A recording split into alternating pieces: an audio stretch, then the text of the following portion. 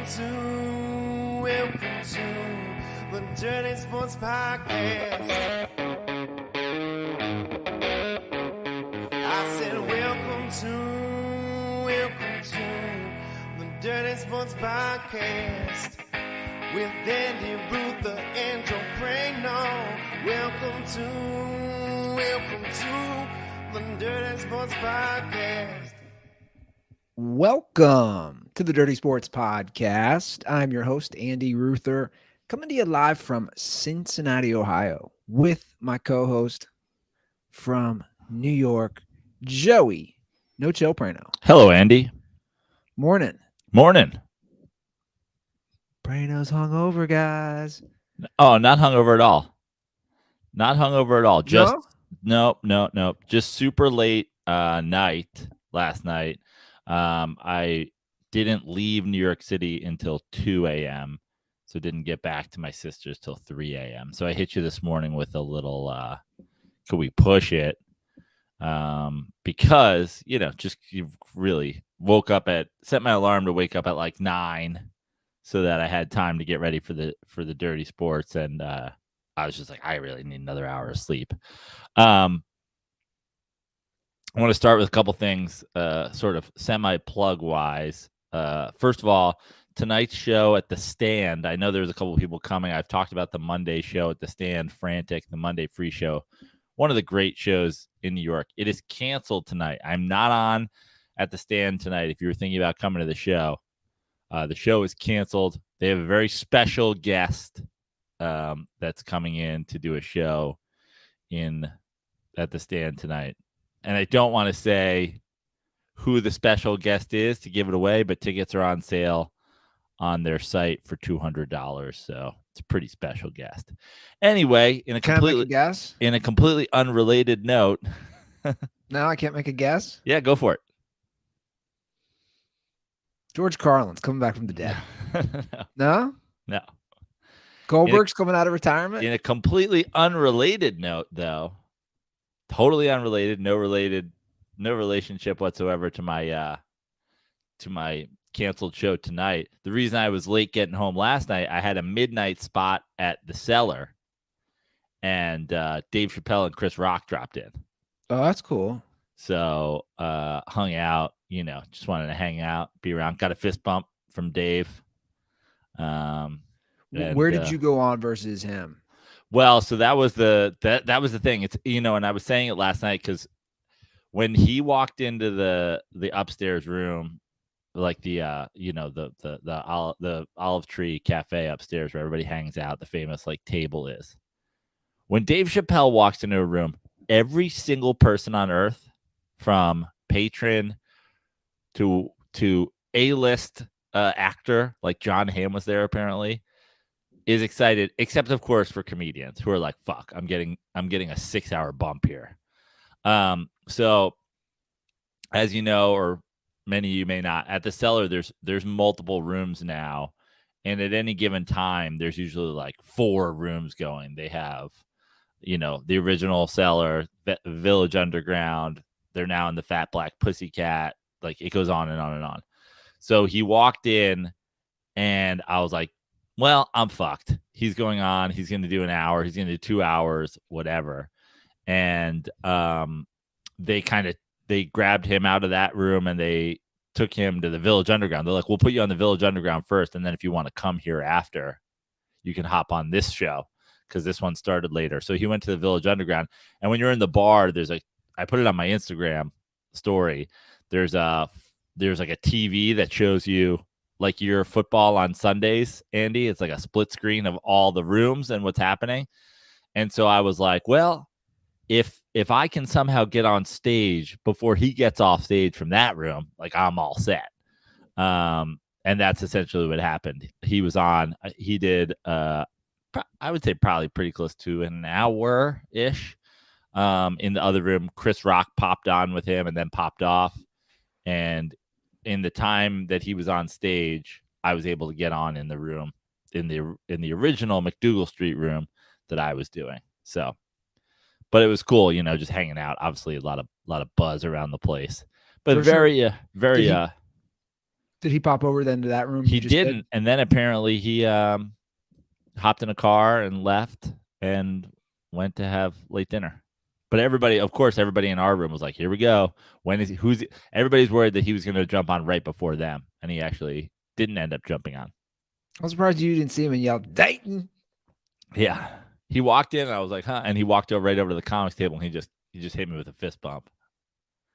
I was like, "Sup?" So you didn't get to see any of his act. Well, I saw it. I popped over to the Village Underground and watched for a little bit, and then I saw it on the screen. But yeah, nothing around. Yeah, and then apparently John Hamm got up on stage and chugged a beer while I was on stage, so it was pretty star-studded event. And yeah, sounds like it. And again, once again, in completely unrelated news, my spot at the stand is canceled tonight. Yeah, it's definitely unrelated. Yeah. Nothing to do with last night. But if $200 is within your budget to go see comedy, you should go on the stands page right now. Buy comedy tickets. Well, that would be good because it's a small venue to see said, in air quotes, comic. Yeah. Right? Yeah. Like in an intimate atmosphere. Which those are the best to see comics, in my opinion. Yeah. Like if you can see a comic in a small venue, it's just a better experience. Right?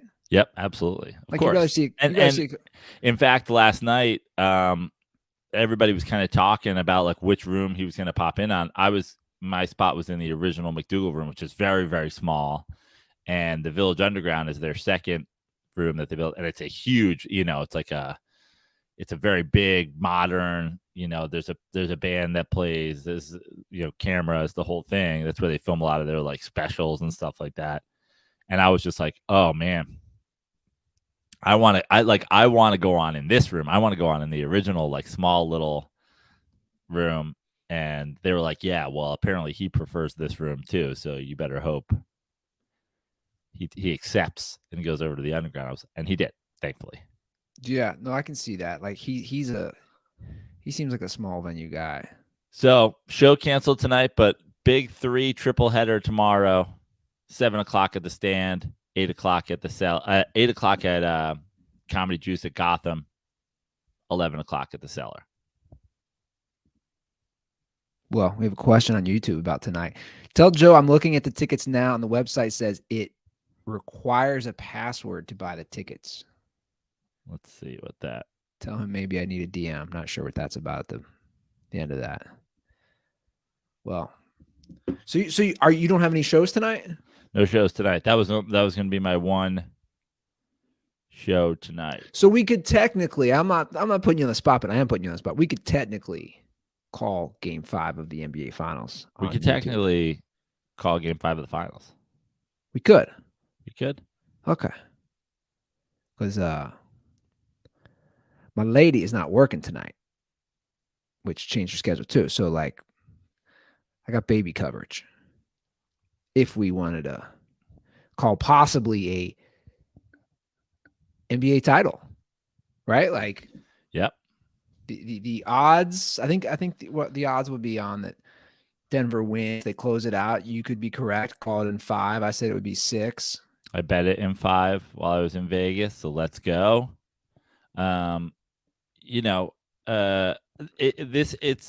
This finals is tough, like from an analysis standpoint.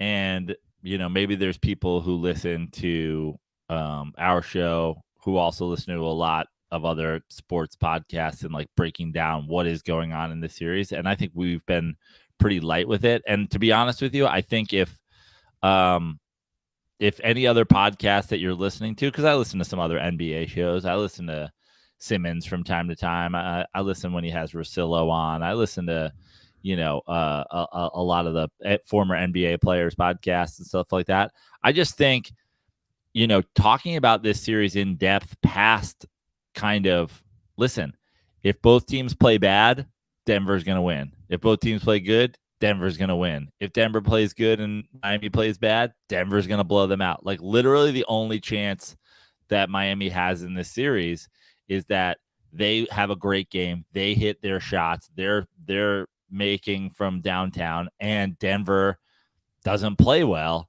And it's just a straight up talent deficiency from Miami, who has 7 undrafted guys on their roster going up against what should be the 3-time MVP. Murray. I mean, you got on any given night, like the 2 best players on the court, but you certainly have the best one. And it's really just, it's kind of one of those classic one conference winners better than the other. It was a tougher series with Phoenix than it'll be with Miami. Yeah. Well, matchup wise, for sure. Yeah. Yeah. No, it's kind of, it's kind of a bummer for me as a viewer, as a fan. It's just like, I would have hoped it'd be a better series. It's just like, I feel like Miami's doing all they can do. It's just not as good, man. Yeah. It's been such a fun run, an all-time run to the finals for, a team. And like, to me, this is where if you had like a Tyler Hero, I'm not saying he would make that big of a difference, but like, or an Oladipo. Yeah. If you had a couple more scorers, if you had a couple more guys, like, I think it would be a very interesting series, but you don't. And I'm shocked that Miami didn't take one from home. I thought for sure they were going to take game 4. So I don't know. I mean, I don't give them much of a fighting chance tonight. Yeah. I mean, I guess, in the opportunity to close it out in Denver, it feels like they close it out. Now I want to pose a question to you, Andy. I saw this on Twitter the other day. If Jokic wins the NBA Finals and hold on one sec. Is he a top 5 center? Yeah. Well, so you figure, okay, 5 best centers of all time. It says if Jokic wins the NBA Finals with his 2 MVPs, is he a top 5 center of all time? So you're going to have Kareem, Duncan. Is Duncan a center or power forward? That's why I always get confused. I would say Duncan's a power forward because they often started a 5 with him. But, you could I don't know. I didn't watch. Bill Russell, I'm sure, was the biggest guy on the Celtics by a long shot. But, like, in the modern day, would PDP be a 5? Somebody put under it, and I replied to them via the Dirty Sports, but somebody put under it, no, Hakeem, Shaq, Kareem, Bill Russell, Moses Malone, David Robinson, Wilt Chamberlain, and then Jokic. And I'm like, first of all, David Robinson Jokic is already better than David Robinson. I'm sorry. Like he is. It's not even close. He has multiple MVPs, and he led a team to like David Robinson didn't get to a final. Tim Duncan arrived and won the finals MVP. David Robinson didn't sniff a finals before Tim Duncan was there. Yeah. I would argue Jokic is probably it's probably hard to say he's better than Hakeem, Shaq, Kareem, Bill Russell, and Wilt already. I would even argue like maybe Moses Malone he could have already potentially passed. I think he will pass Moses Malone. It'll be pretty tough to crack like a Kareem Hakeem thing, but at the same time, it's like Hakeem has 2 titles and I believe 1 MVP. Shaq has 1 MVP and obviously 4 titles. It's like those guys are within reach. Well, here's the thing, and we talked about it last episode. The thing about Jokic is his style is so unique. So, like, when you start doing the comparison, like, let's say Shaq, right? Like, Shaq in his heyday was so dominant. Like, you couldn't stop him, and we've talked about it. You go back to some of those three-peat Laker teams, he'd get the ball down low. Shaq in, like, the finals is good for, like, 33, 35, 15, like, every night. Yeah, but what's crazy about that, and Shaq's the most dominant ever, is like, yeah, you had the occasional 40-20 Shaq playoff game, but it's like Nikola Jokic every night's going like 35, 15, and 12. But that's what I was about to say. That was my point. Is like like visually, you're like Shaq's so dominant because he gets the ball down low and he's gonna dunk right in your face. And as a fan, you're watching that game and you're like, holy shit, you can't stop this guy. Now, Jokic is a different type of dominant. It's not the I'm gonna rip the rim down when I dunk it, right? But I'm gonna dominate the game with every facet: scoring, passing, rebounding, ball control. So it's not visually the same. I think that's why people don't give him enough credit. We've talked about it. And here's the thing, I'm not trying to disrespect David Robinson, and I'm not trying to disrespect guys like Patrick Ewing, who I love and I think is maybe one of the underrated big men of all time. But if Jokic retired, after this season without a title, like if let's say they lose, or let's say this wasn't a huge comeback, but they just had gone to the finals and they lost and he retired, you could necessarily not really argue that he's better than those guys like the Robinsons or the Ewings. Like, okay, he has a couple MVPs, but he has a final appearance. Patrick Ewing has a final appearance. They lost, and then he quits early, so he doesn't have any sort of the longevity stats.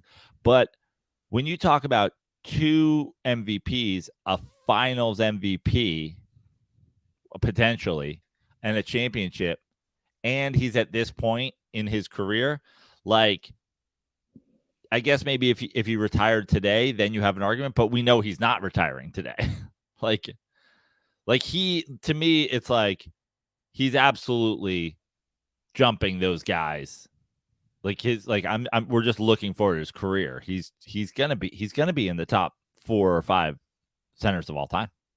Yeah, I mean, and that's the thing. Like Akeem. So Akeem has won regular season MVP, 2 finals MVPs.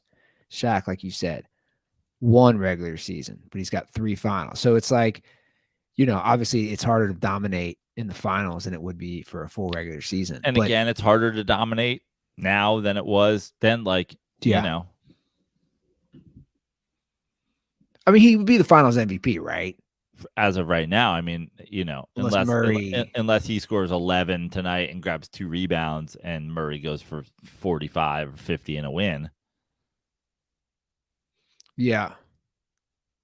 No, I know. It's like that post, and by the way, that person I'm looking at, the person who posted that, I mean, like, I'm just gonna call it out. Like, you're a 21-year-old. Like, I'm not trying to diss our younger listeners, but like you and I, like, we watched Shaq in their prime. We watched Akeem. We watched Ewing. We watched Robinson. I think it's a lot different when you watch these guys. That's why I don't say anything about Bill Russell or Wilt Chamberlain, right? Kareem. I didn't watch them. And you can watch YouTube all you want, but it's different. That's what I'm saying. Like, I'm sure you do. I have vivid memories of being at different spots, whether it was. I would even say this too. Like, when somebody like talks about David Robinson, which, by the way, David Robinson is a fucking all-time great center. He's obviously a top 7 center of all time. Yeah, he's great. But when you talk about whoever it is, Jordan, Pippen, David Robinson, Ewing, Reggie Miller, whoever from those guys, when you talk about them in these glowing terms and you're 21 like this kid, I'm assuming that you haven't watched even the YouTube highlights. And you know why? Because if you did, you'd be like, this is in slow motion. Every single player on the Nuggets is better than every single player on this court. That I just feel like it's like, it's guys who have like heard about somebody or their dad speaks about something, because to me, honestly, that's the number one way to me. Like, if you were being honest, if you were hooked up to a lie detector and you just put on some 90s basketball and you're like, watch this, you're like, is this better than it is today? I don't care if Joe Bartnick is fucking hooked up to a lie detector. He's gone like, yeah, it's better than 90s is better than today. That shit would shoot off the fucking rails. Like, no one's watching that and being like, yeah, it's in slow motion. I mean, just trust Lil Wayne. You see what Lil Wayne said? No, I love Lil Wayne though, and I love that he loves to weigh in on this stuff. And he's right around, like, I think Lil Wayne's my age. Like, he's right around our age. He left game 4 and it was on video. I think he was dapping Jalen Rose. And he said verbatim, watching Jokic, I ain't never seen no shit like that. And again, like he's around our age. He's seen all these guys. His point is like you see him live, it's just like what he does. It's what Jokic does. And I gotta say, there's been a great turn in broadcasting lately because everybody can have the podcast now. I mean, the whole Kevin Garnett Showtime thing, and I sent you the clip of Paul Pierce just whacked out of his mind. I watched it because I'm on TikTok now. Yeah, it's official. Yeah, I know. I love that for you. I haven't posted anything. I literally just signed up. I said, fuck it. I'm just gonna download TikTok. I'm on it. What we need is the next iteration of this. We need an Andy Ruther to camera hot take on our Dirty Sports TikTok. Yeah, I've messed around. Like I was just watching I've only watched some things while I'm like taking my morning dump. But like I don't know, like you know how you do the picture in picture? Yeah. Or like the guy was doing the Kevin Garnett, Paul Pierce thing. How do you do that? Well, I'll teach you. Is that on the app? Oh, yeah. I feel like a child. I was like, I don't know how to do any of this stuff. But like I saw a clip of Kevin Garnett and Tracy McGrady talking about Jokic.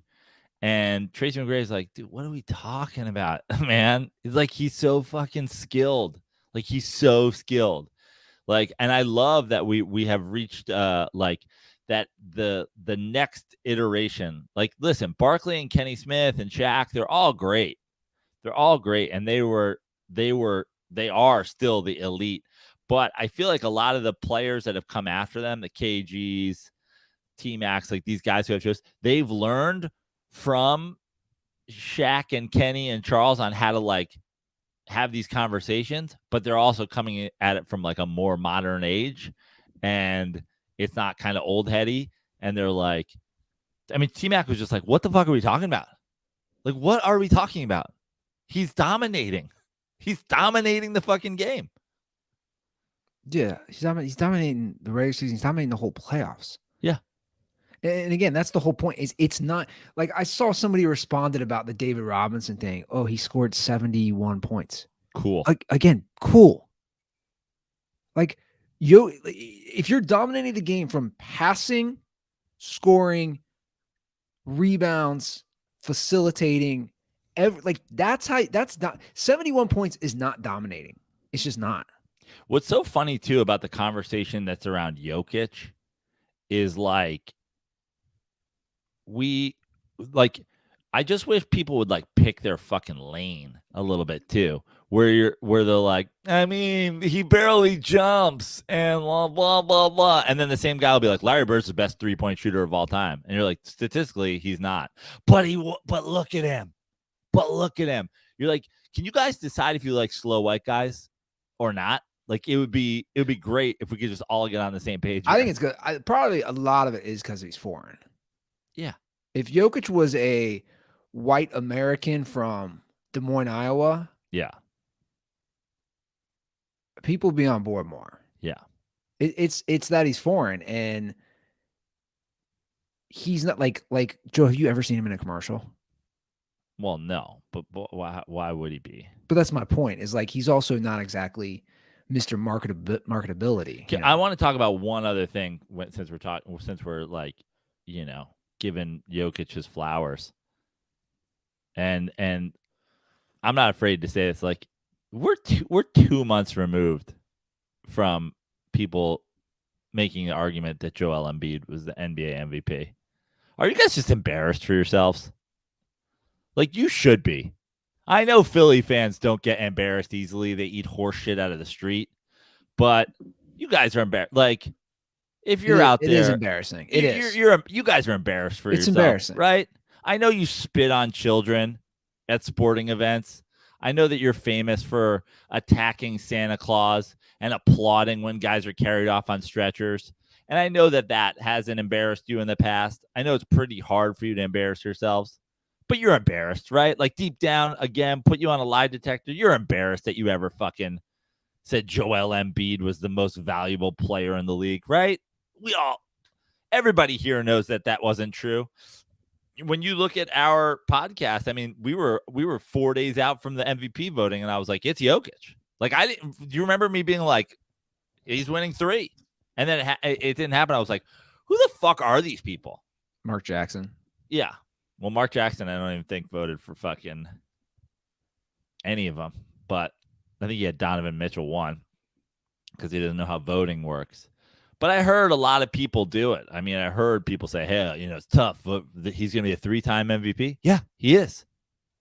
He should have been. It sucks. I'm embarrassed for you guys. Again, I know that you guys eat sandwiches from gas stations and call it like fine dining. And I'd be embarrassed if I regularly bought a sandwich at a gas station. But I wouldn't be as embarrassed as I would be that you guys were on the internet with your fucking fist up, standing Joel Embiid. He was never the most valuable player in the league. It should have been Jokic's the whole time. I'm embarrassed for you guys. I hope the next time you spit on a kid, the kid spits back. I hope you get a piece of glass in your meatball hero that you bought at a gas station. Well, and the playoffs are a perfect example why it should have been Jokic. It's pretty mind-boggling. Where were the Sixers? Where was Embiid missing games? And I get it. And I get it's a regular season award, but I know it is, but it doesn't really matter. He still wasn't the most valuable player in the regular season. Jokic is the most valuable player to his team in the league. Can we get some Jokic brother airtime? Like, this is Goldberg was texting me about this, and I was like, you're right. And obviously, we've talked about this. He's just like, ABC and ESPN are just missing such a huge opportunity. Why are they not showing the Jokic brothers? Like, I just don't understand. We know they're at every game. Why are they not showing the Jokic brothers? I think it'd be hilarious. They probably don't want people to look too deep into it. They're like, is that a Serbian criminal underworld tattoo on one of their necks? Like, can you imagine what the Jokic brothers are going to do if the Nuggets win?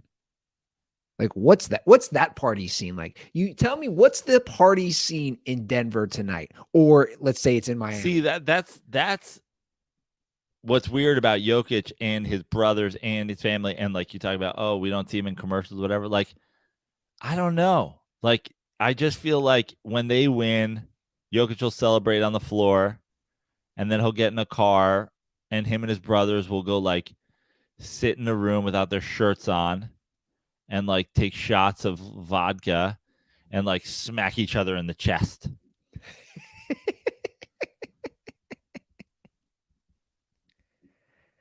So it's a cultural thing. Yeah. I think they'll just take their shirts off and drink. You don't see them in a club? It'll essentially be every Burt Kreischer show ever.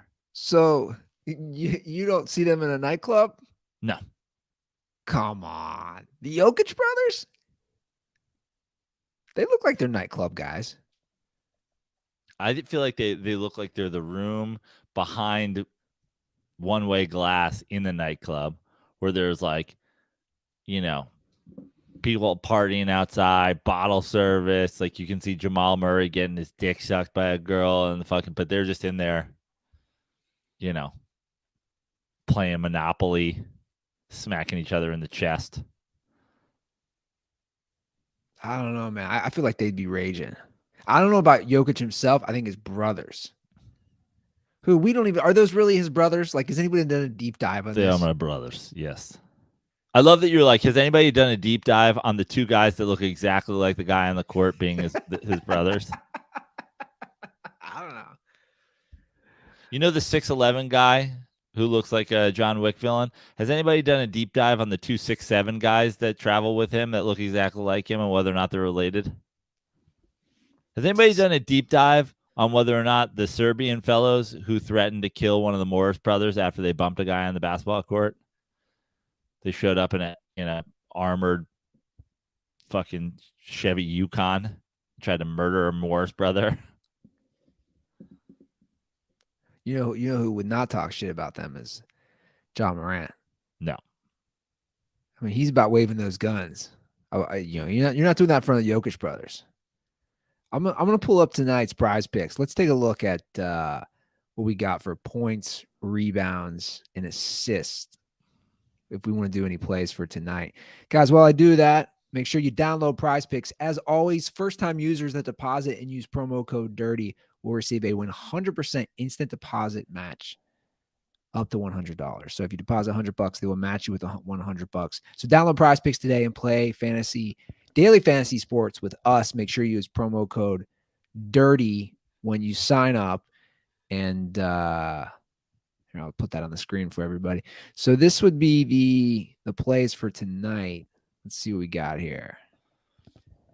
This is points, rebounds, and assists. I mean, it's pretty high. Yeah. Jokic is at 52.5.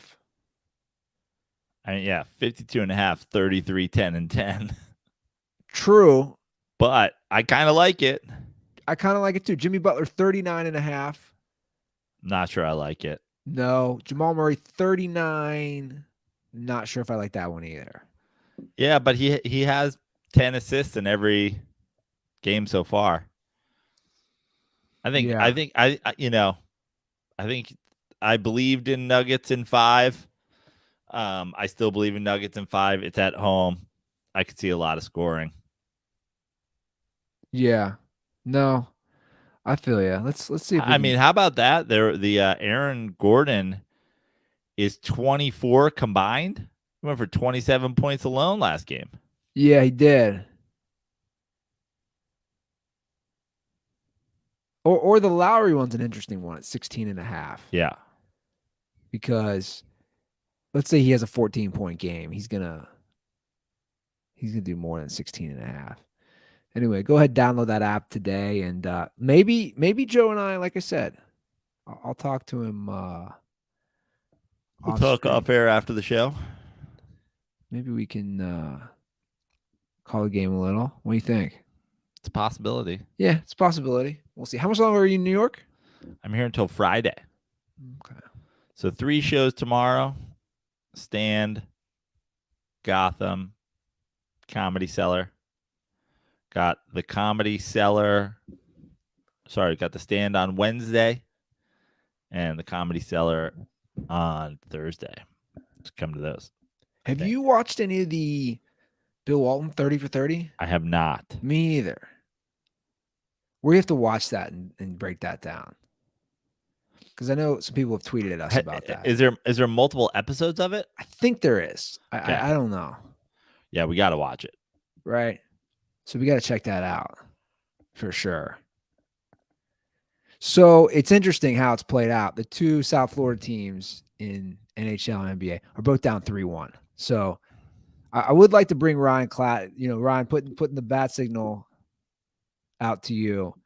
If we can maybe bring you on. Maybe put the bat signal out to a hockey correspondent who can pick a winner. Has he picked a single series? Shots fired. I love Ryan.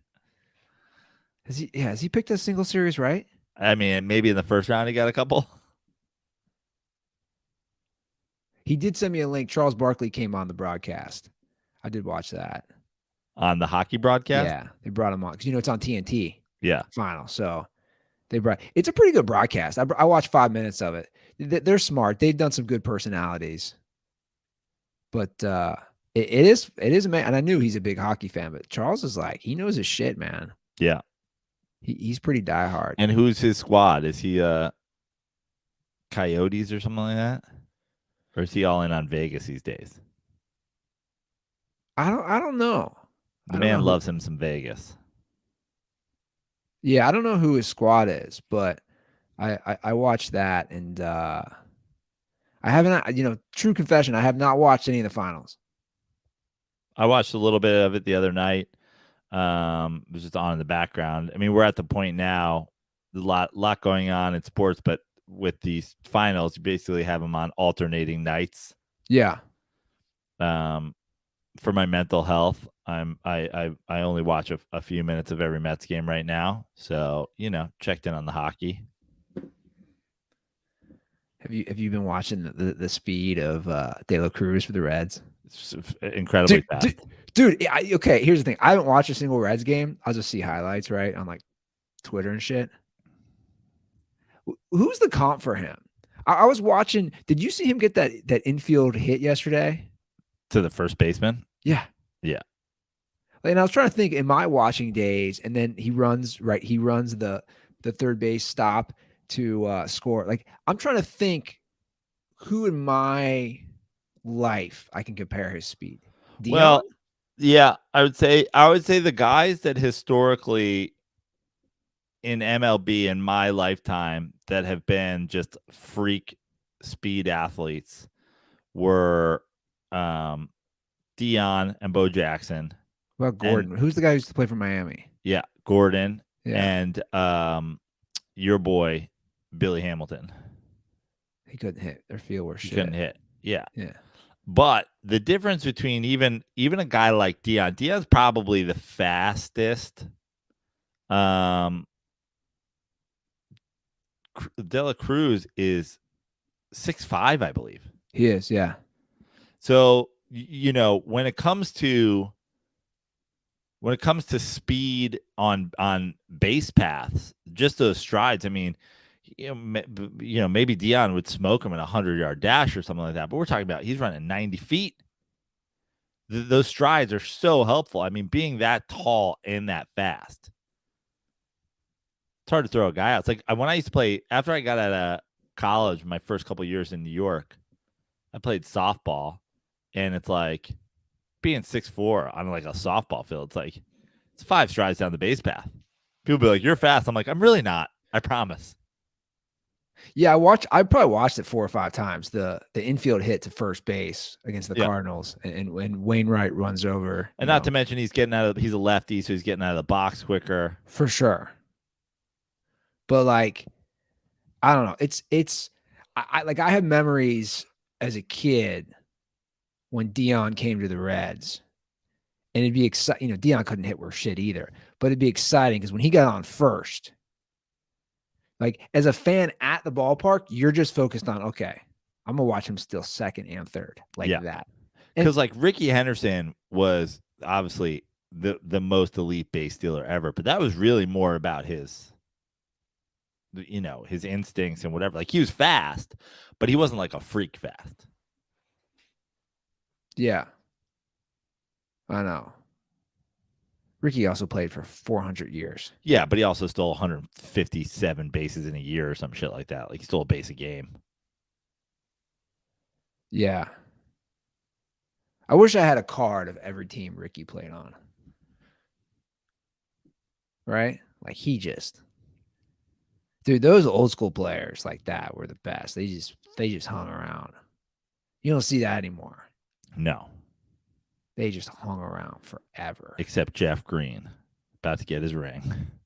You know what? That could be a good segue for a call. We had a call about players and their age and kind of questioning like, this is just across sports. Like, have we thought about some of these things? And then we had a second question on that call about us getting fired from jobs, which I think will be kind of fun. So why don't we play the call? 310-359-8365.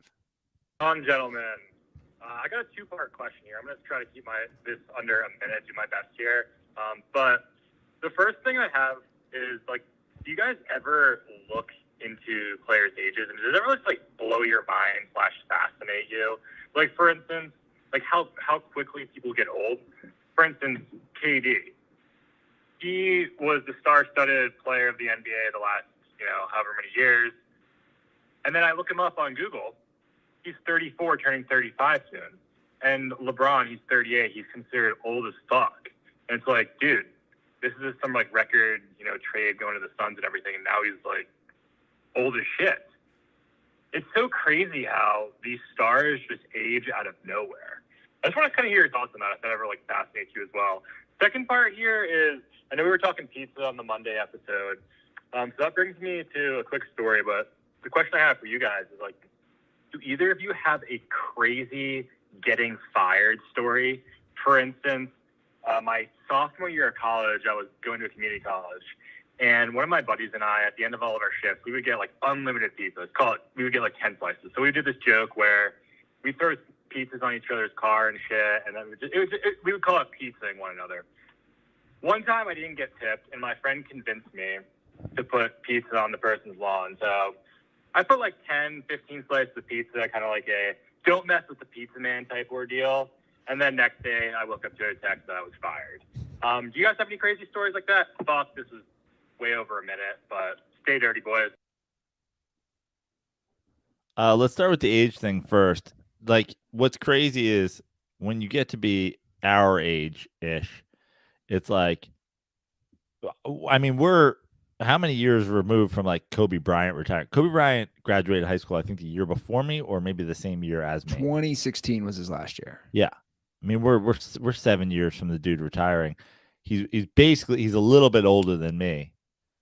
And we were at the point now where, like, I remember aging with guys like that. It's like, oh, Kobe's getting old. And then it was like, Kobe's fucking, like, he has to get out of the league. That's how bad he is. So, yeah, it's tough watching guys get old. But the truth is what's so funny when you watch, like, he brought up Kevin Durant.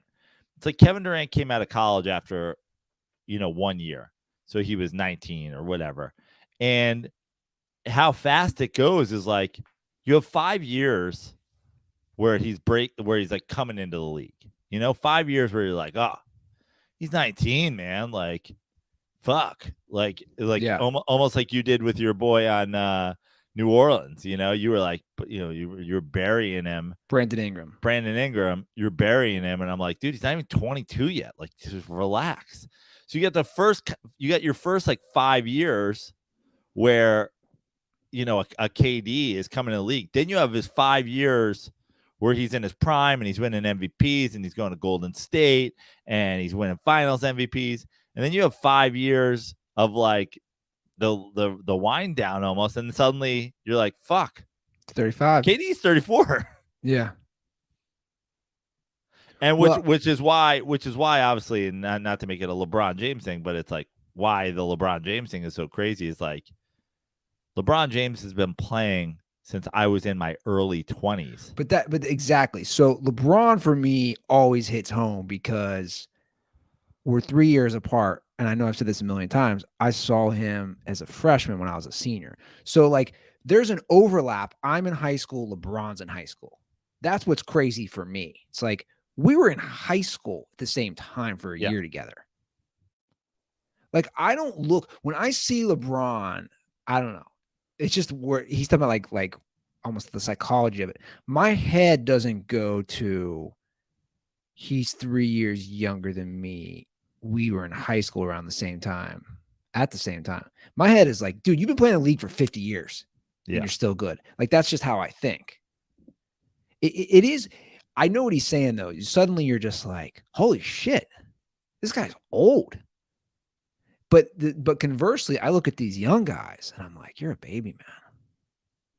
You're just like the thing that I always remember about aging. People go, oh man, you get older and the years get shorter. But here's the thing: they actually do. They do get shorter as you get older. Each year is a smaller portion of your life. When you're 10, every year is like 10% of your life. You're like, holy shit, I'm 10% older. Now I'm 40 and change. Like every year is like 2.5% of my life. Well, I do that all the time too. So I'm 41 and I always think, okay, 10 years ago, what was I doing at 31? And then 10 years before that, what was I doing at 21? And I do the other way around. Like actually, it's funny that we had this call. I had this exact conversation last night with my girlfriend in bed. I was like, when Isla graduates high school, I'll be 59. I'll be 60. Right. And she's like, I'm like, no, but like, let's just call it what it is. I'm going to be old. I'm going to be the old dad. That'll go really fast. And that's what I said. Crazy. I said, I'm going to watch her grow up and I'll be 60. And I said, conversely, my dad was 60 when my youngest brother, so his youngest of 5, graduated high school. And I would like to have another kid. So like we both want to have another child. So I was like, let's do the math on this. And I'm not saying that I'm not going to have another kid because I'll be old, but I was like, this is the reality. let's say I have a second kid at 44, 45. Then that kid's 15 and I'm 60. Yeah. Right. Like that kid graduates, let's say college hypothetically, and I'm retirement age. Like shit goes quickly. Like And Shaq. you'll be due for a new iPhone then. Hey man, I upgraded in October. I know, that's what I'm saying. But another 15 years from now, you get your next upgrade. Things are happening. But think about it this way, Andy. You're what are you, 40? 41. Right. So think about being 41, and then think about how long ago it feels to be 30, right? So 11 years ago, you were 30. Kind of feels like yesterday a little bit, doesn't it? But then the difference between when you were 30 didn't being 19 feel like a lifetime ago? Oh, felt, yeah, 100%. Like for me being 43, like the difference between now and when I was 30, like when I moved to LA, I'm like, dude, I moved to LA when I was 30. It's like, it's gone pretty fast. Like, and I've now lived in Los Angeles longer than I lived in New York City. And it feels like I lived in New York City triple the amount of time because it just felt longer. When you're younger, your years are literally longer. No, 100%. Like when and I always tell people that when I moved back home to Cincinnati, I had been between college, Las Vegas, and LA. I had been away more than half my life. I had been away from Cincinnati. And even at this point, it's about half my life I've lived in Cincinnati or I haven't lived in Cincinnati. Like but if I obviously continue to stay here, that'll change. But yeah, it's nuts. I mean, look at Shaq. Like we're talking, I have vivid memories. I can't even just tell you one. I have vivid memories of watching Shaq against the Indiana Pacers in one of those NBA finals from a Buffalo Wild Wings in Cincinnati, being home for summer break in college, drinking a bunch of beers with my buddies and just watching him dominate the finals. Just get the ball. I'm going to dunk all over Rick Smith's face. Dude, that was 20 plus years ago. Yeah. And now Shaq's in his 50s.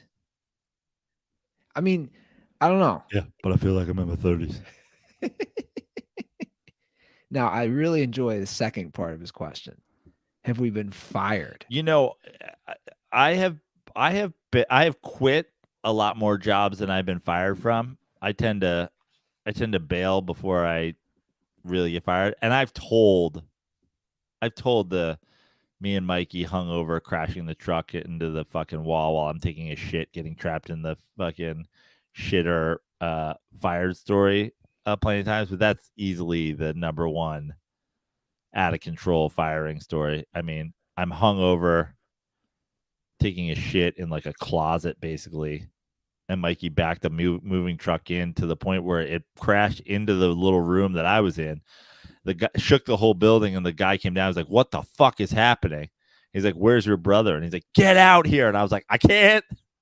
I'm shitting, and the truck is blocking the door." And he was like, "Well, whatever the fuck you do, get out of here. You're fired." I was like, "Okay." That's probably my big firing story. I don't have any like amazing like you're fired. I don't have any like Donald Trump. You're fired. You're fired. I've been fired from 2 jobs, and I think I've definitely told the one. The first job I got fired from was actually in high school. I worked for a telemarketing company. How funny is this? And I learned a way. You had to do so many calls, and I forget how it worked, but I learned a way to. You had to be on the call for so long with somebody for it to count, if that makes sense. Yeah. But we learned a way to fix the system. I don't remember if I assume we got bonuses if we got that many people. And a bunch of my buddies and I did this. We worked at some call center and we learned a way to do that. And they called me in. They're like, "Have you been scamming the system?" I was like a junior, senior in high school. And they fired me. So whatever, not that cool of a story. The other one I've told, I got fired my first job in LA. Burke Williams Spa on Sunset Boulevard, right across from the Laugh Factory. I got fired because I worked the front desk of the spa, and a bunch of Middle Eastern guys. This is 2007 summer. first job in LA. Bunch of Middle Eastern guys came in, and I made a racist joke to my coworker. I said, if I hear something ticking, I'm running. And they fired you for that. So get this. She told the manager, the general manager of the spa, it wasn't right away. Like, I work my shift. I work my next shift. She said, of course, it was a white girl. I'm so offended by this. And then like a couple days later, I get called into the back office and the general manager says, have you said anything offensive the last few days on shift? And you're like, hi, I'm Andy Ruther. Yeah. And also, I've said a lot of offensive shit. Joe, this is 2007 Andy Ruther. Like, this is way pre-cancel Andy Ruther. Yeah. So I'm thinking like, you're like, well, I came in the other day after eating Taco Bell and said I had to take a 4-alarm shit. I came out of the bathroom after going to Taco Bell and said that I left everybody in the spa a pile of Mexican pizzas, if you know what I mean. So she said to me, she wanted me to admit it. She's like, have you said anything offensive? And I'm just like, I don't know. And then she's like, I heard the other day you made a comment. And she's like, just so you know, I am Persian. This was literally me learning about the term Persian. Yeah. Like, I didn't know it was a and thing. You're like the rugs? Yeah. She goes, I'm Persian. I just knew the term Iranian, you're from Iran, but which I still can't understand. That. Yeah. You're like, I was a history major. Persia hasn't existed in like 200 years. Yeah. I'm like, wait, where are you from? And she's like, and I believe some Middle Eastern men, which is where I'm from. You made this comment. And she gave me one of these. I know you came here to do stand-up, I've been told. And maybe you can't separate jokes from the professional life. And I think we're going to have to let you go. And I was such a dick. And I was like, this is what I said to her. I go, so you called, because it was my day off. So you called me in to fire me in person, and you couldn't just done that over the phone, which she, of course, didn't like me saying that to her. She's like, well, I want to handle it in person. And I was fired. Like, that was very much a sneak attack of you.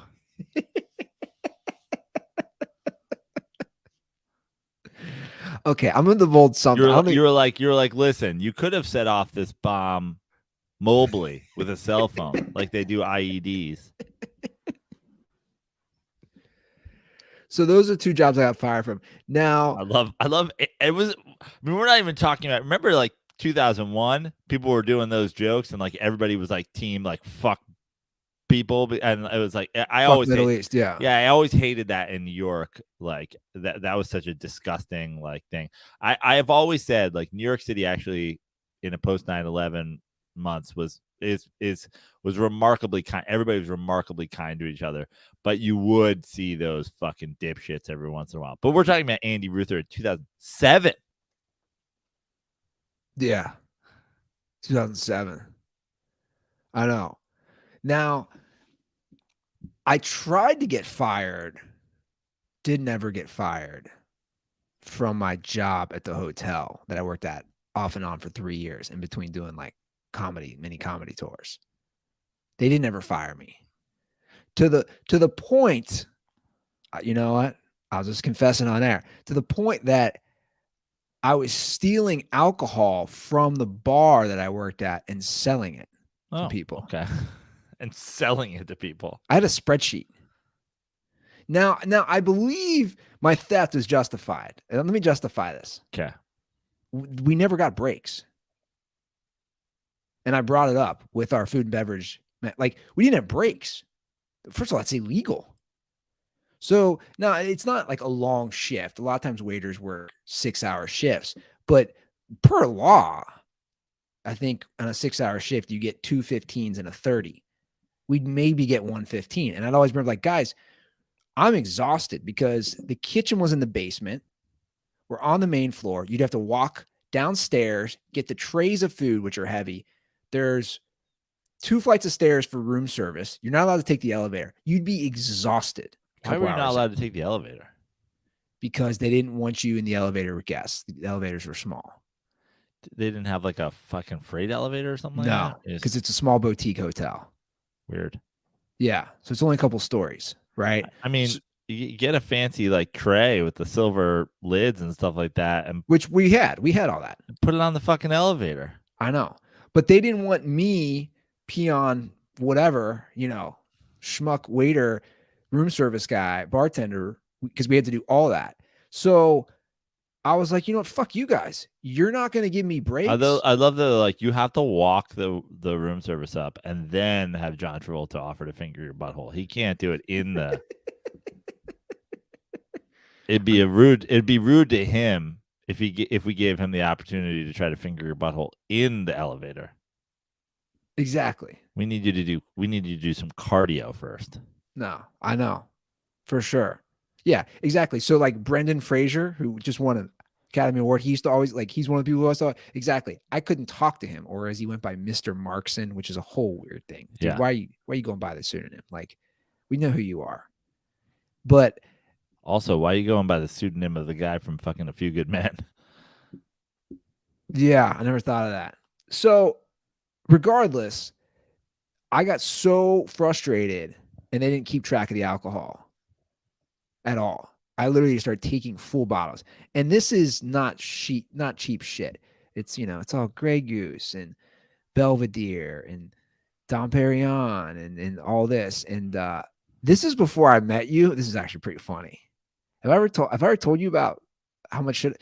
Dude, I was stealing so much alcohol, just full bottles, all high-end stuff. Cristal. They every once in a while, the food and beverage manager would sit all the waiters down. She's like, the numbers aren't adding up. And I knew all the blind spots for the cameras.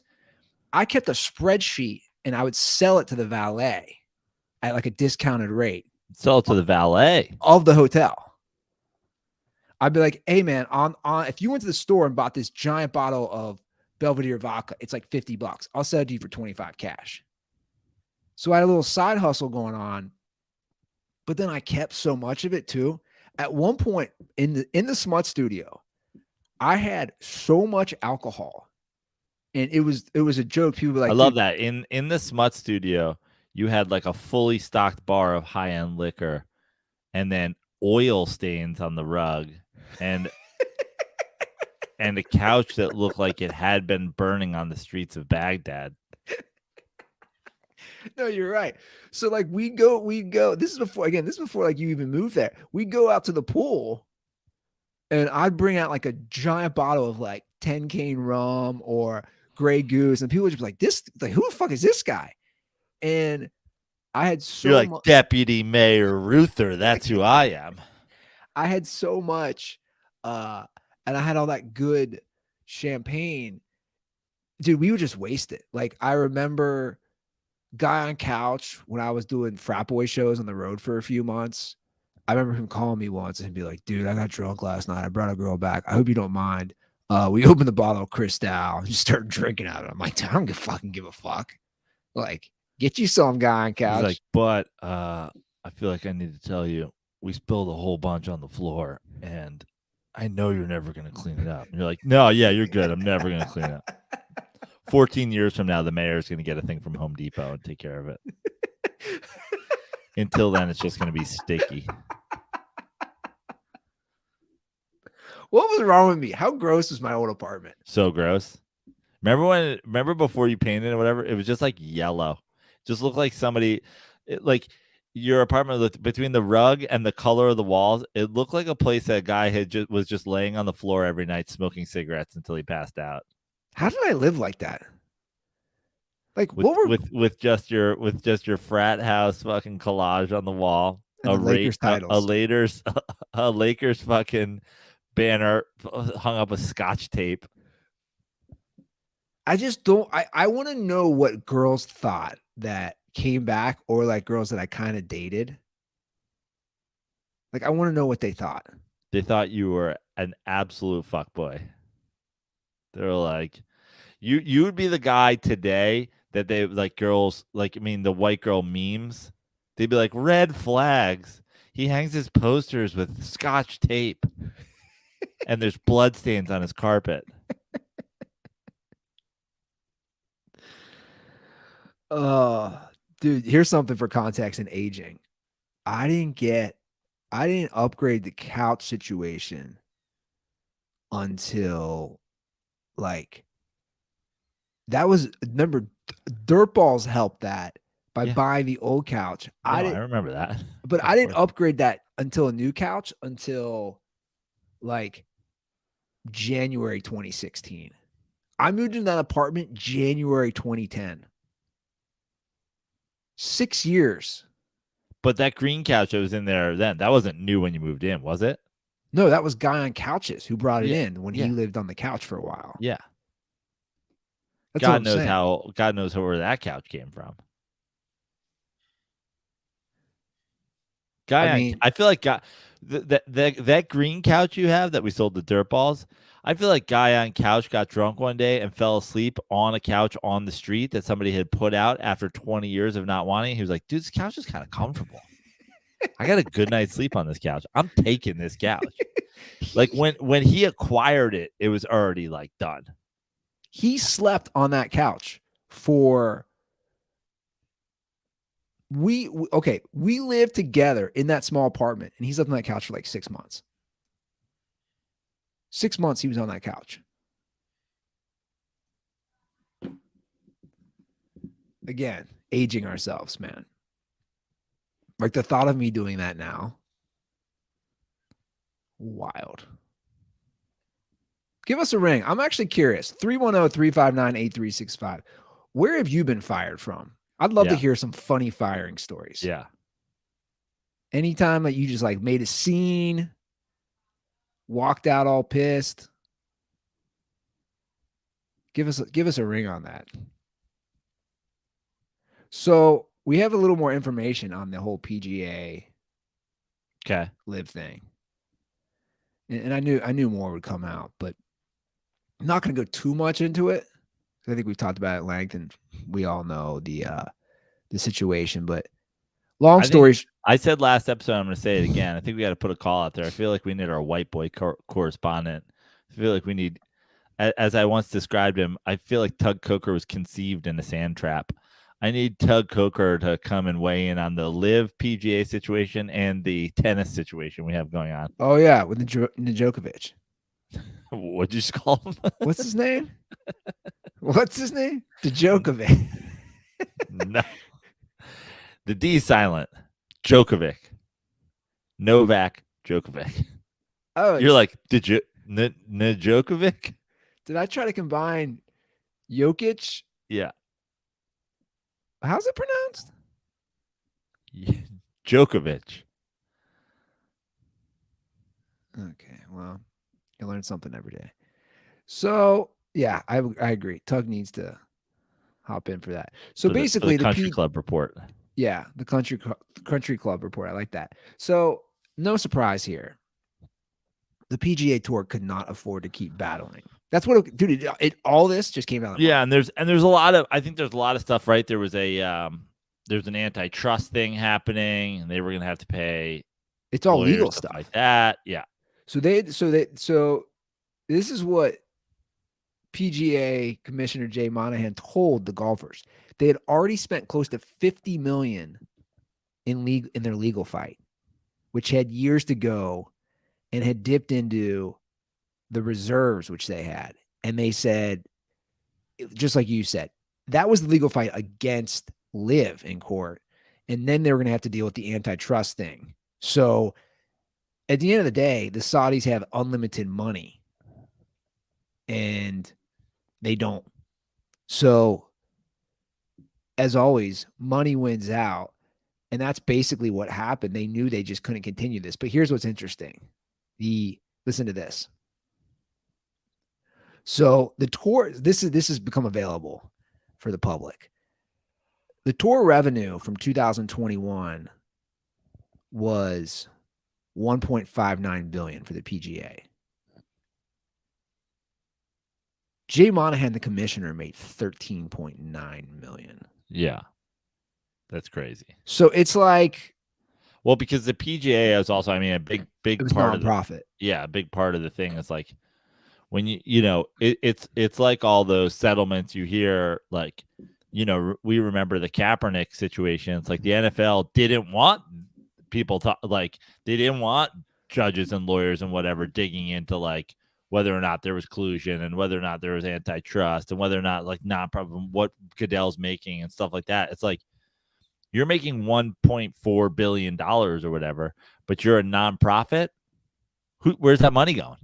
Well, yeah. So the revenue was 1.59 billion. Yeah. Again, I'm not smart. I don't understand this when it's nonprofit, but the tour generates. Yeah, but here's what's interesting: the PGA that was so unique, whereas the other leagues, right, are run by billionaires, right? Like billionaires are the ones involved in the NFL, Major League Baseball, NBA, etc. But regardless, it just came down to money. And think about it, just to put it in context. If the commissioner's making $14 million a year, what's he going to make now?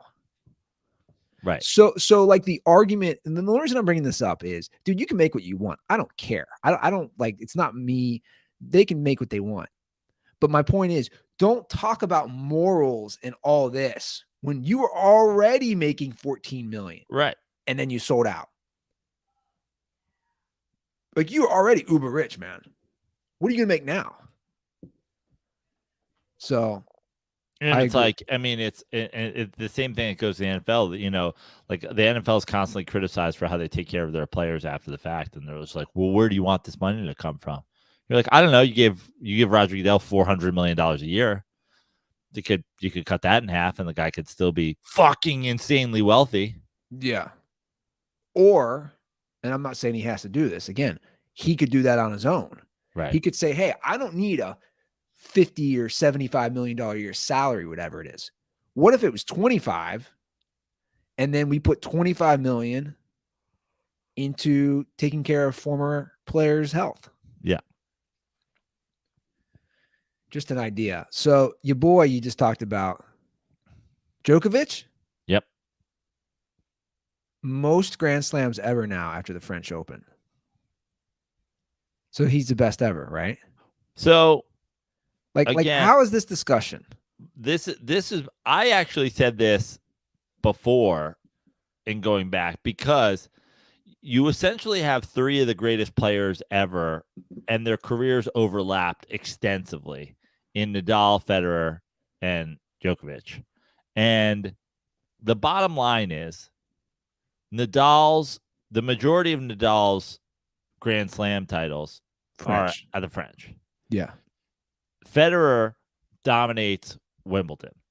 But when you look at it, Novak now has the most across the board. He has the most ever, and he has a winning head-to-head record against both of those guys. It's not like he beat Nadal, Nadal beat Federer, Federer beat him. It's not one of those situations. He has a winning record against both of them. Well, I didn't know that. And when I look at it, if you pull it up, I think it's impressive because his are very spread out. Now, so are Federer's. But Djokovic has 10 Australian Open, 3 French Open, 7 Wimbledon, 3 U.S. Open. Whereas Nadal, like you said, 14 of his 22 are French Open. Federer is pretty spread out too, but Federer only has 1 French Open, 8 Wimbledon, 6 Australian Open, 5 U.S. Open. I just don't know. We always talk about the GOATs, right, in sports. If he has the most Grand Slams, and like you said, he has head-to-head wins over Nadal and Federer, those are the 3 best tennis players of all time. And also the thing about it is, like, we're not comparing eras, which is always exactly. We're talking about these guys competed against each other. Like the Jordan LeBron debate is over if they'd actually played head-to-head in NBA Finals 12, 15, 30 times. Yeah. No, you're right. Federer won his first in 2003, Nadal in 2005, Djokovic 2008. So they all won their first within 5 years of each other in their primes.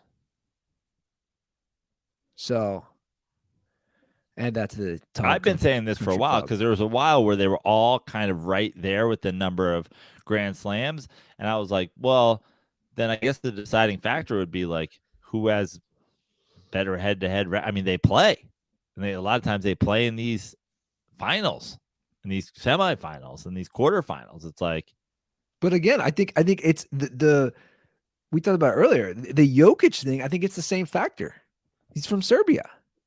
yeah. And if you look at it, I So he mean, doesn't get the respect. I hate to say it. I mean, I know in the last couple of years, Federer has gone to he has a new main sponsor, but Federer for a long time was like the Nike guy. And I hate to fucking go the full propaganda Nike campaign thing again, but like if you go on Twitter right now and put tennis GOAT or Djokovic GOAT or Federer GOAT, whatever, you still have guys. You'll literally have guys who are like, Federer's still my GOAT, and I don't care. And you're just like, goddamn Nike, man. The Jason Bateman character, the Jason Bateman marketing character in that. Like, how did we not fucking pump him enough in that Air movie? Nike marketing department is just like, I'll tell you who's the GOAT. You're so right. I literally just put it in. The GOAT is the Nike marketing department. That's the one and only GOAT. Dude, this is Kobe Killer Instinct. Listen to this response. I just put it in. Into Twitter. And just tennis GOAT. A response underneath just a tweet debating it. Saying a response under a tweet saying that Djokovic is the GOAT. He may have the most slams, but I still put Federer as a more complete and artful player. This is Killer Instinct. Yeah. What? Don't care. As a more artful player? What does that even mean? It means he lost head-to-head to him, but he prefers his style because Nike told him to. It is fascinating. Nike really is the true GOAT. It's nuts, man. Well, I'll talk to Tug. We can maybe bring him on, and we can the white collar report with Tug Coker. We can with Tug Coker the fourth. We'll try to bring him on the next week. We gotta get Ryan Klatt on Thursday. We might have a Stanley Cup champ. If not, we can talk about trains for 20 minutes. You know, I'm completely down for that. Have you seen this thing about Baby Gronk? I have. This is nuts. I think it's kind of incredibly stupid, and I think that the whole, like, the fact that this is getting put places, like the fact that media outlets are sharing this is kind of stupid.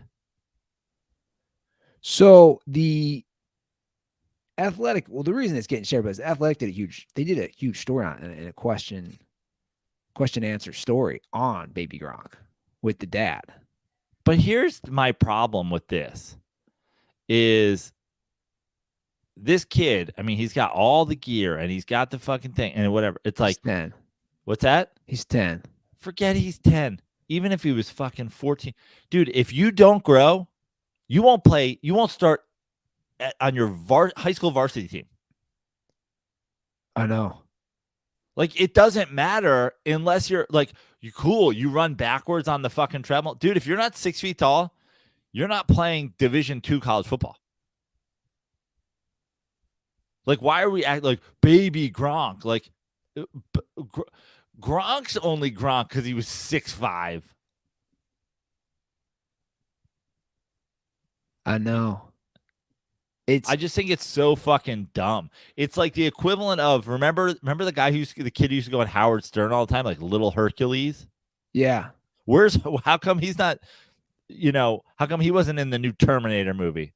Oh, did it turn out that like doing steroids at 14 years old made him not grow, and now he's still Little Hercules even though he's an adult? Well, it's sad is what it is, man. Like I read the article, the Q&A, like you're just whoring your kid out there. He said the kid makes about $100,000 a year. I mean, you can see it as I go through the Instagram. He's like, I do all the marketing. And I mean, but like he's posing with all these people. Here he is with Bobin,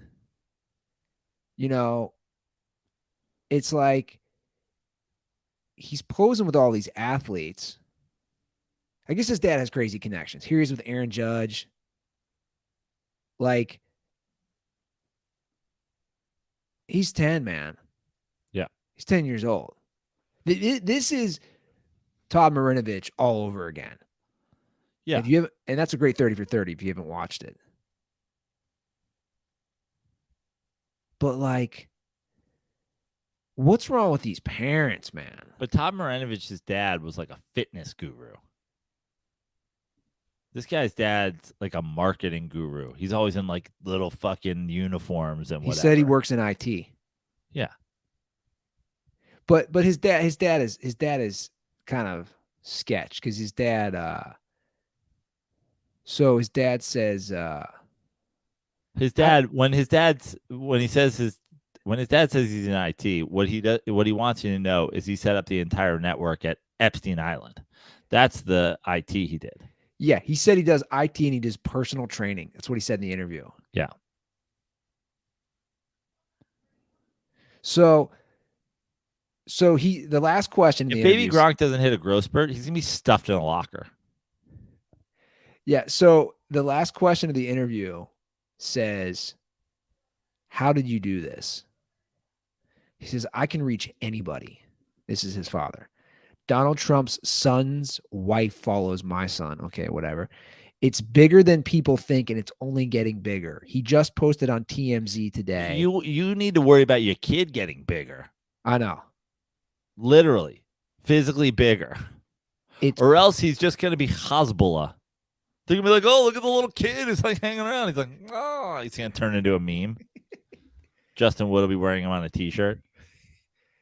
He says he could be bigger than Bronny James. I bet he'll never be literally as big as Bronny James. Yeah, exactly. I know, but it begs the question, like, I don't know. Like let me ask you a question right now. Will Baby Gronk be a starting any player on a top 25 college football program? No. No fucking way. No way. Wish you could bet on that. Yeah. Like, he's not going to be the fucking fullback at Syracuse. No. No. And you picked like a mid-tier program. That's what I'm saying. I'll say either his dad's going to either he's going to be like a walk-on at SC and never play, or he's going to like sign an NIL deal to be the starting quarterback at Kennesaw State. I mean, would he even make like a MAC school? Well, again, if he doesn't who grow. knows? Again, is his dad 6'5"? Like, if this kid isn't 6 feet tall, it does not matter. We're not talking about a tennis player. We're not talking about a fucking, fencing guy. We're not talking about a sailor. This kid, he's a baby football player. If you don't grow, I don't give a fuck. Yeah. Wait, is this his dad? Is this his dad in an interview? No. I want to see his dad, though. That's what I'm curious about. There's no way he amounts to anything. How old is this kid? 10? He's 10. Now, he's got a massive following.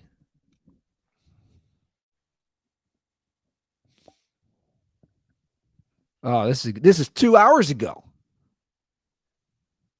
Baby Gronk's dad is called out by Paige Spiranak. Taylor Lewan, how's it pronounced? Lewin. Taylor Lewin and ESPN's Ashley Brewer for sliding into their DMs.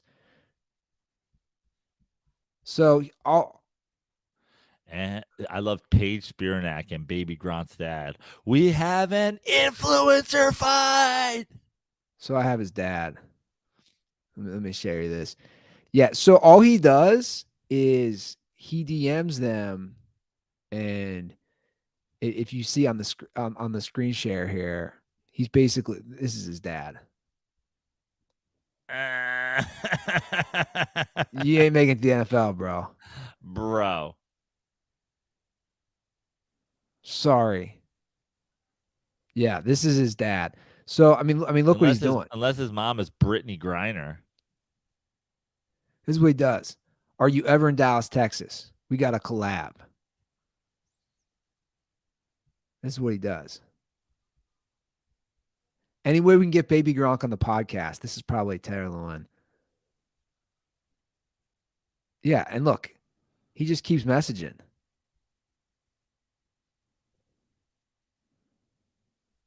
Dude, unbelievable. It's just like.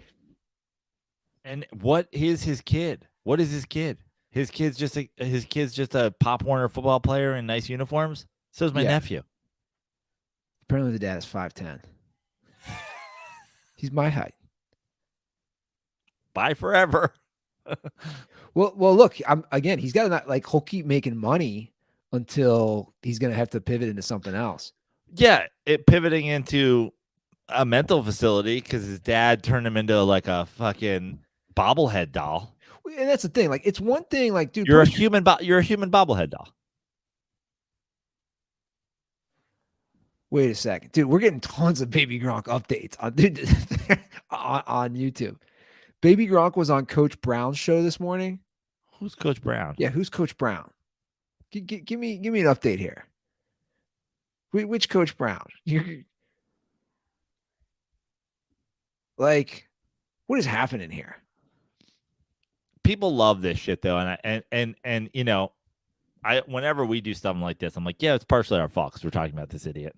We are. That's true. We're definitely part of it. Oh, it's a guy from Last Chance U on Netflix. But remember when, like, I mean, obviously it was a different age in media, but like this has happened a couple times in sports where like the next big thing, you know? And it's like, dude, Tiger Woods' kid Charlie is really good. And then you watch him and you're like, fucking kid's really good. And they were like, this kid, LeBron James, is the next Michael Jordan. And I was like, oh, okay, probably a little bit early to call high school. Oh my God, he's 6'7". And they're like, Baby Gronk. Baby Gronk is a 4'3" Pop Warner player whose dad put him in a visor and gloves. Yeah, Baby Gronk is not gonna. He's not gonna have nearly the career that Baby Jordan, Harold Miner, had. Yeah. My nephew is 3, but he's literally in 5-year-old clothes. If I put him in a basketball jersey today, can I make him Baby Jokic? Look at him. He's so much bigger than all the 3-year-olds. And he's kind of clumsy. He's Baby Jokic. He barely speaks English. He's Baby Jokic. Well, that's the thing. I'm hanging around ready to stab anybody that bumps him on the playground. Or I'm Baby Jokic's brother. What a loser this dad is. Yeah. Like, it's one thing posting with your kids, cool. Like, post with your kids, but like he doesn't shy from it. He's saying like, I'm grooming this kid. We know, guy. Like, just strip openly, I'm grooming this kid for the NFL. All right, let's get to the call. Wrap up the show. 310-359-8365. But before we do that, Joe, I just want to remind everybody that summer is the time to hang with your friends, hang with your family, and crack open a cold Miller Lite as you enjoy one of the best times of the year, right? That's right. Andy, I'll tell you a little story about being here in the 914, about being here in Westchester. So, my brother, I'm at my sister's, my brother-in-law, my sisters, and I was like, "You got any beer?" And he's like, "Well, we got I think there's a couple beers in the fridge." And then he's like, "I think we have some leftover beers from the kid's 3rd birthday, which was recently, down in the garage refrigerator." And so I was like looking at the beers in the fridge upstairs, and I was like, "Yeah, you got an IPA and a sour," and I was like, "I'm just not." It's not really what I'm feeling. So I walked downstairs and I made my way through like the playroom full of toys into the garage, jumping over fucking workbench and shit. And it's dark in there. And when I opened the refrigerator and the refrigerator light came on in the dark garage, it was literally The Simpsons, like the heaven, the clouds parting, light shining. It was like I was opening the suitcase in Pulp Fiction, just a gold glow off of the fridge light reflecting off the gold tops of a fridge full of Miller Lite. I fell to my knees, I shed a tear, and I was like, this is it.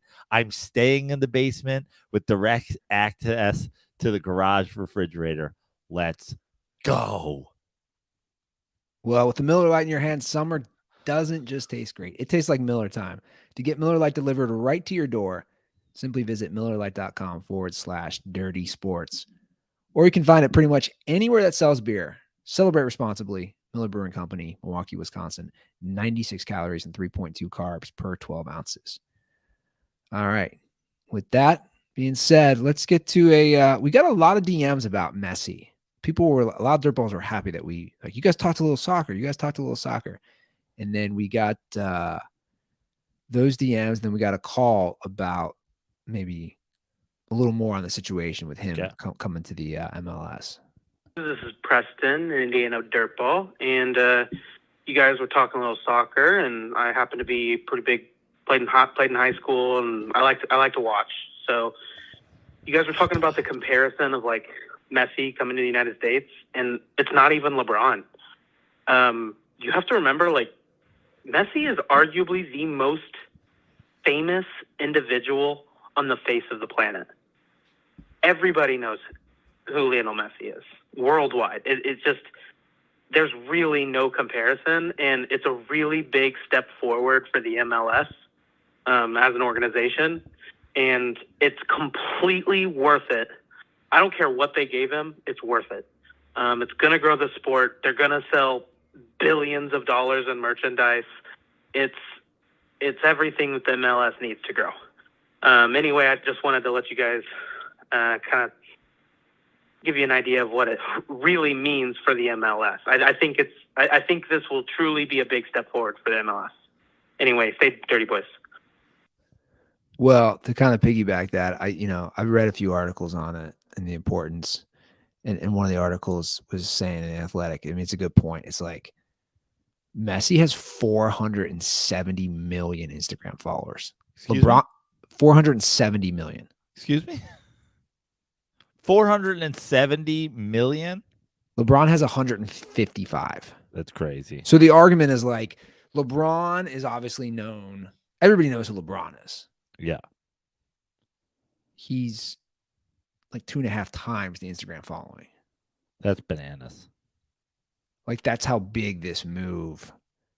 Now it's interesting. Like, moves like this have happened. I didn't realize. So like when Pele, now all of them come towards the latter part of their career, but I guess when Pele came to New York in the 70s, they were averaging whatever defunct soccer league that was. They were averaging like 4,000 people. When he came, they were getting 70,000. Dude, they were filling up the Meadowlands. When I say, Andy, that in my house, and I will always say this, my dad, not a big sports fan, but was a big soccer guy. In my house, we were kicking New York Cosmos soccer balls around the fucking yard. We had New York Cosmos t-shirts. There was New York Cosmos flags. Like, it was a big fucking deal. And that's kind of, the article was just saying that. It was like, there have been a few pivotal moments for soccer in America, and Pele playing for the New York Cosmos was one of them. And this will be obviously another huge one, but their Instagram is just going through the roof. The sale, as far as the Miami team, everything is just like, this is like the biggest thing that's happened. And who has the most Instagram followers? Like in general? Like, who's the number one most followed person on planet Earth?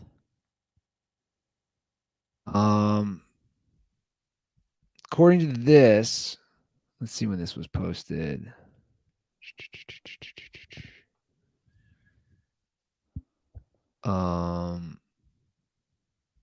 Who the fuck is this? What?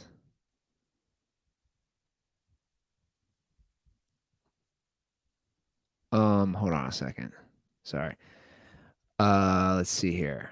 Ronaldo has 586 million. Or now it's up to 590 million. He's the number one. No, I'm confused. Oh, number one is, well, this is stupid. Number one is Instagram. Right. No, but people. Yeah. Forget Sorry. companies. Yeah, I'm like, what the hell? So Ronaldo's number one at 590 million.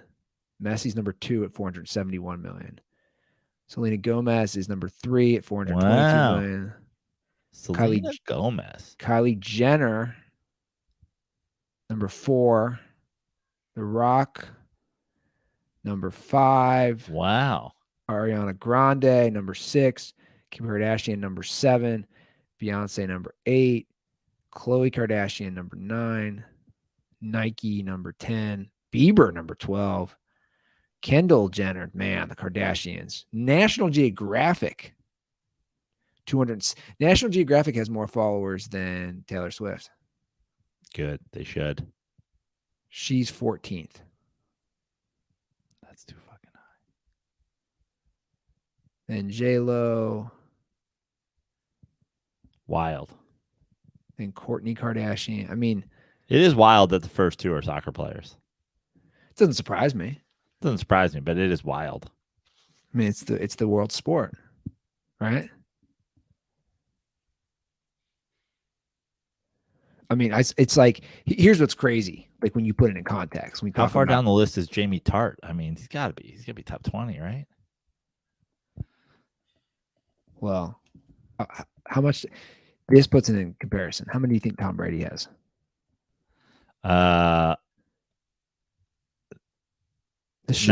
96 million. 13.9. 13 million? Wow. I'm just saying, like, it puts in context American football versus the world football. But even versus LeBron. And that's what I'm saying. Yeah.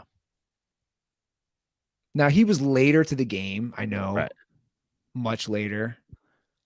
But, I mean, I don't know. Give us a ring. Let us know what you guys think. 310-359-8365. You can follow us on Instagram at The Dirty Sports, TikTok, Twitter at The Dirty Sports.